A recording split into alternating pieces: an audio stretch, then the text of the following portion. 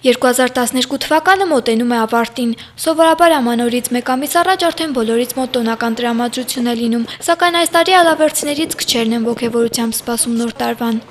Չէ, տոնական, չէ,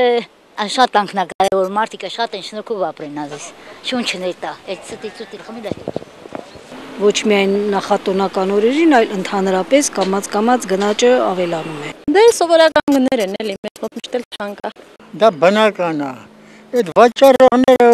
ուզում են երկու մանետ շատ աշխատեն էլի։ Ամեն մարդ յուրովի է նախապատրաստվում ամանորին, շատերն են փորձում հին տարվա անհաջողությունները մոռանալ եւ հավատալ, որ գալիք տարին ավելի հաջող կլինի։ Նոր տարուն սկսում ենք նախապատրաստվում ենք, ով ոնց տարում է։ Հա, դե երուզերը արդեն նկատվում է ու ավելանում է այդամ։ Հա, բա իհարկե, բոլորից մոտ էլ կա, սպասում ենք անհամբեր։ Հլա չէ։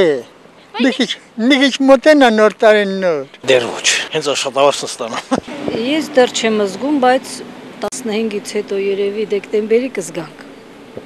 Գնումների ժամը։ Ամանորն առած սեղաններով դիմավորելն ավանդույթ է հատկապես հայերից մոտ։ Մեզանից շատերը սակայն ուշադրություն են դարձնում միայն նյութականին, մոռանալով տոնի հոգևոր նշանակության, ինչպես նաև հարազատ ու սիրելի մարդկանց համար ինչ-որ հաճելի անակնկալ պատրաստելու մասին։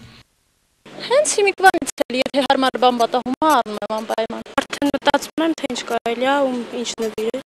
Երեխեքը հուշում են, որ պապ, երբ պետք է գա